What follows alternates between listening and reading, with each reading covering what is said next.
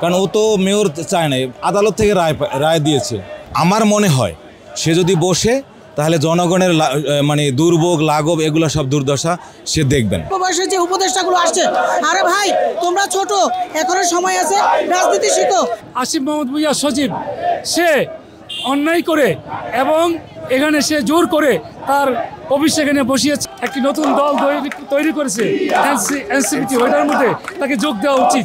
এটা তো জনতার দাবি, ইশরাকের দাবি না, তো এটা পুরান ঢাকাবাসীর দাবি, এই দক্ষিণের জনগণের দাবি।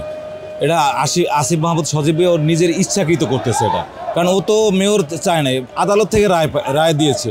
এটা তো উপদেষ্টা কালক্ষেপণের জন্য এই অবস্থা হয়েছে, নাহলে তো এটা হতো না। যখন তারা মেয়র ঘোষণা করে তারপরে তো ডাকবে, নির্বাচন কমিশন তারা ঘোষণা করছে, গেজেট আকারে প্রকাশ করছে, তো তখন তো উচিত ছিল স্থানীয় সরকার মন্ত্রণালয়ের যদি সচিব ওটার দায়িত্বে আছে উনি তো ডাইকে শপথ পড়ানো উচিত ছিল। এটা ওনার নিজের গরিতমের জন্য উনি এটা হয়েছে, আর নাহলে এটা হতো না। একদম নিট অ্যান্ড ক্লিন সে একটা লোক। আমার মনে হয় সে যদি বসে তাহলে জনগণের মানে দুর্ভোগ লাঘব এগুলো সব দুর্দশা সে দেখবেন। 17 বছর আমরা আন্দোলন সংগ্রাম করেছি, আমাদের এক একজনের নামে 100-200 মামলা আছে, সেই মামলাগুলি সব মিথ্যা মামলা। আর তার বিরুদ্ধে যে মামলা আছে সেটা একটা সাজানো ভুয়া মিথ্যা মামলা। এই সমস্ত মামলার দোহাই দিয়ে তিনি যে বুঝাতে চাচ্ছেন আসলে রাজনীতিতে তিনি অপরিপক্ক, তার সে ছাত্র সুলভ যে ভাষা সেই ভাষা সে ব্যবহার করেছে, তার রাজনৈতিক প্রজ্ঞা নেই বললেই চলে।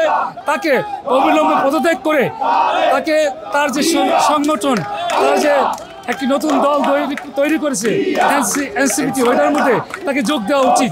কেননা এই পদে থাকার তার কোনো যোগ্যতা নেই। আমাদের যে বর্তমান সরকারের যে প্রধান উপদেষ্টা তিনি অত্যন্ত জ্ঞানী মানুষ এবং সে অত্যন্ত অভিজ্ঞ মানুষ। আমার মনে হয় এই বিষয়টি অতি তাড়াতাড়ি তিনি সুরাহা করবেন এবং নগরবাসীকে তিনি পরিত্রাণ দিবেন, কেননা নগরবাসী বহুবিধ সেবা থেকে বঞ্চিত রয়েছে। এই দেশের যে পরিস্থিতি, এই পরিস্থিতিতে এই নগর ভবনে কর্পোরেশনের জন্য, সিটি কর্পোরেশনের জন্য একজন নগরপিতা অবশ্যই দরকার। নানা রকম সমস্যা ভোগান্বিত জনগণ, এই জনগণের পাশে দাঁড়ানোর জন্য ইশরাক ভাই পাশে এসে দাঁড়াতে চাচ্ছেন একজন নগরপিতা হিসাবে।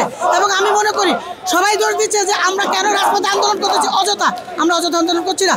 এই যে উপদেষ্টার অল্প বয়সে যে উপদেষ্টাগুলো আসছে, আরে ভাই তোমরা ছোট, এখনো সময় আছে, রাজনীতি শিখো। রাজনীতি শিখে তারপরে তালে তালে সাথে তাল মিলাতে আসো। আমরা আজকে 17 বছর ধরে রাজপথে মায়ের কাছে জেল কাটছি, অথবা আমরা কিন্তু কম কষ্টে এখানে আসি নাই। আমার কথা এক কথা যে এখন বর্তমান এই ইয়াটাকে চালানোর জন্য অবশ্যই নগরপিতা দরকার, এবং সেই নগরপিতা আমাদের ইঞ্জিনিয়ার ইশরাক ভাই। আসিফ মাহমুদ ভূঁইয়া সচিব সে অন্যায় করে এবং এখানে সে জোর করে তার অফিস এখানে বসিয়েছে স্থানীয় সরকার মন্ত্রণালয়ের, এবং সে চাচ্ছে সিটি কর্পোরেশনকে কুক্ষিত করে সে অন্যায়ভাবে অবৈধ টাকার মালিক হবে। সেজন্য আমাদের মেয়রকে, জনতার মেয়রকে দায়িত্ব বুঝিয়ে দিচ্ছে না।